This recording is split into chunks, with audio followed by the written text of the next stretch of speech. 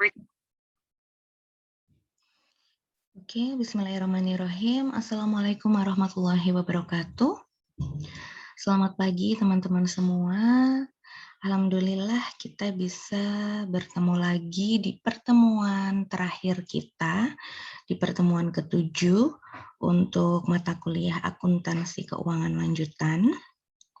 Materi terakhir sebelum asesmen tengah semester adalah terkait dengan laporan keuangan konsolidasi.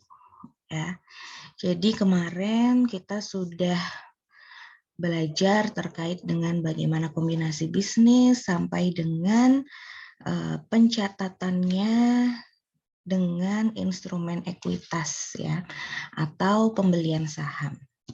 Nah, bagaimana menyusun laporan keuangan konsolidasinya? Ya, jadi dengan adanya kombinasi bisnis yang menyebabkan pengendalian, maka nantinya akan muncul istilah perusahaan induk gitu ya, entitas induk dan juga entitas anak. Nah, entitas induk ini nantinya wajib menyusun laporan keuangan konsolidasi, yang mana nanti akan menggabungkan 2 atau lebih laporan keuangan yang dimiliki oleh entitas tadi ya, induk dan anak, sehingga menjadi sebuah laporan keuangan yang utuh dan menyeluruh, yang mana nanti mencerminkan semua hasil operasional, arus kas, dan juga posisi keuangan entitas-entitas yang bergabung tersebut secara keseluruhan. Nah, di pertemuan yang kemarin juga sudah disampaikan terkait dengan prosedur laporan keuangan konsolidasi. Ya, nah di sini nanti kita akan membahas secara teknis. Oke, langsung saja ya. Di sini terkait dengan contoh penyusunan laporan keuangan konsolidasi, ada PTA dan PTB ya di sini. PTA itu mengakuisisi, kasusnya adalah 100% saham yang dimiliki oleh PTB. Nah, jadi ini adalah posisi laporan keuangan sebelum adanya akuisisi. Ya, untuk PTA jumlahnya sekian, PTB jumlahnya sekian. Nah, karena di sini PTA itu mengakuisisi 100% kekayaan atau saham ya di sini PTB, maka ketika terjadi kombinasi bisnis atau akuisisi, di sini semisal pada tanggal 1 Januari, maka PTA akan mencatatnya sebagai investasi pada PT Andalas. Di sini PT Andalas itu PTB ya. Sebesar kekayaannya, nah kekayaannya di sini adalah modal saham ditambah laba ditahan 7.500.000 ditambah 5 juta sehingga 12.500.000 ya. Kemudian kas yang dikeluarkan adalah 12.500.000. Nah, sehingga laporan posisi keuangan setelah adanya kombinasi bisnis pada tanggal 1 Januari 2020 tadi akan berubah di PT induk. Ya, PT induk atau PTA-nya, maka kasnya di sini akan berkurang. Yang tadinya 15 juta menjadi 2.500.000 karena sudah untuk mengalihkan ini ya, membayar 12.500.000 sehingga di sini 15 juta dikurangi 12.500.000. Kemudian yang berubah lainnya, meskipun posisinya total asetnya nanti sama ya, tapi di sini ada perubahan pada akun kas dan di sini muncul nanti investasi dalam saham entitas anak. Ya, jadi pada sejatinya nilai total asetnya ini sama, cuma dibagi ke dalam akun aset yang berbeda ya. Jadi kas ini dipecah 12.500.000-nya menjadi investasi dalam saham entitas anak. Oke. Nah, sehingga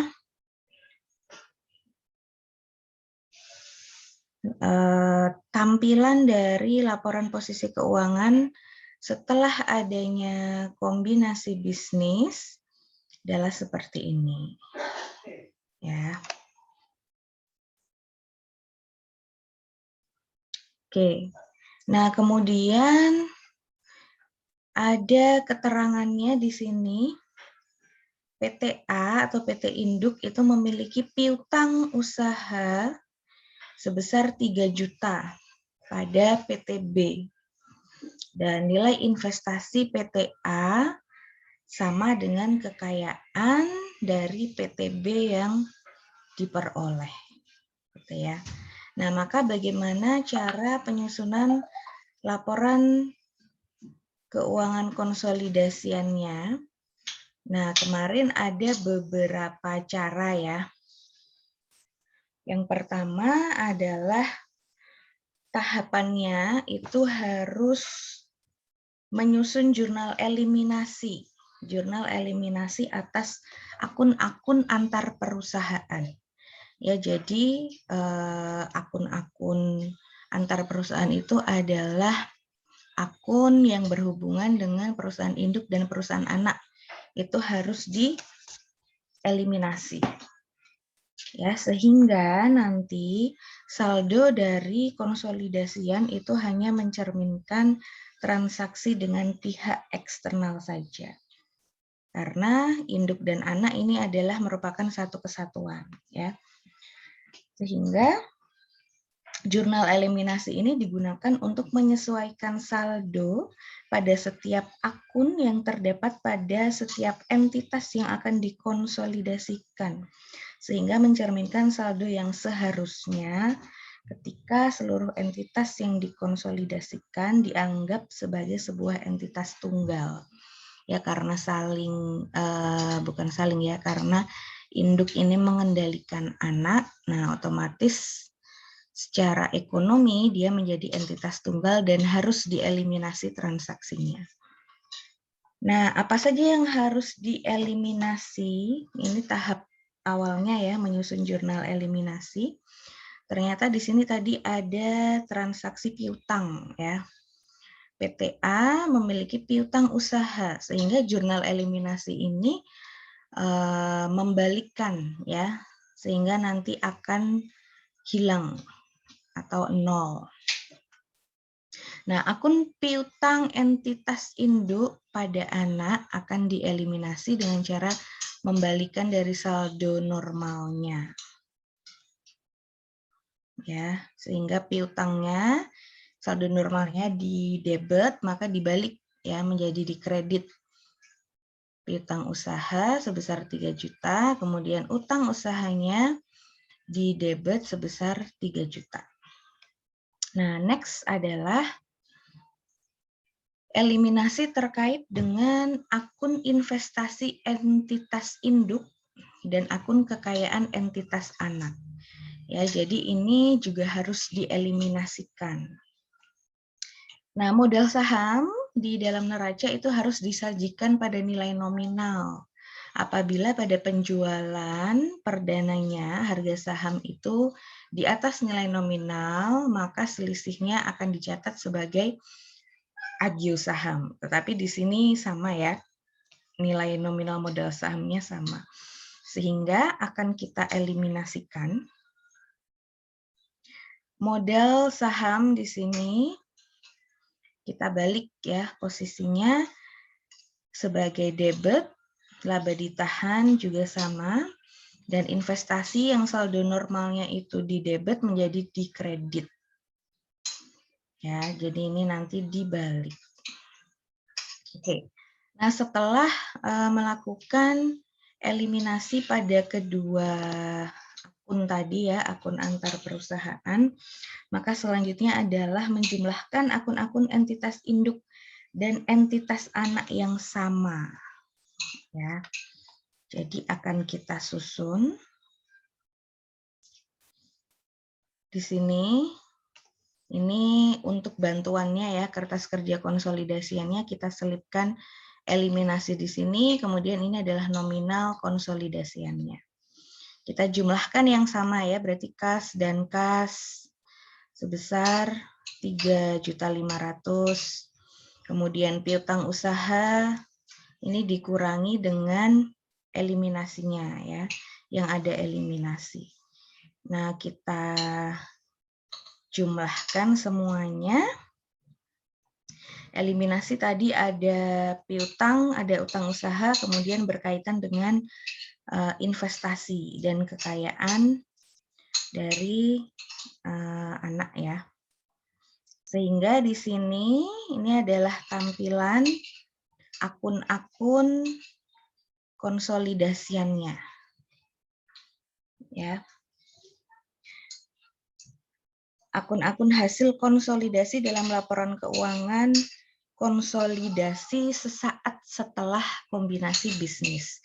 Jadi ini adalah posisi laporan keuangan sesaat setelah adanya kombinasi bisnis pada tanggal akuisisinya. Gitu ya, teman-teman. Konsolidasiannya adalah seperti ini. Oke, nah ini jika akuisisinya 100%. Nah, bagaimana jika akuisisinya itu kurang dari 100%? Nah, maka di sini, misalnya di sini akuisisinya 90% ya, 90%. Nah, maka PTA akan mencatat jurnalnya tadi pada 1 Januari 2020 itu sebesar bukan 12.500.000 ya, tapi 90%-nya yaitu sebesar 11.250.000.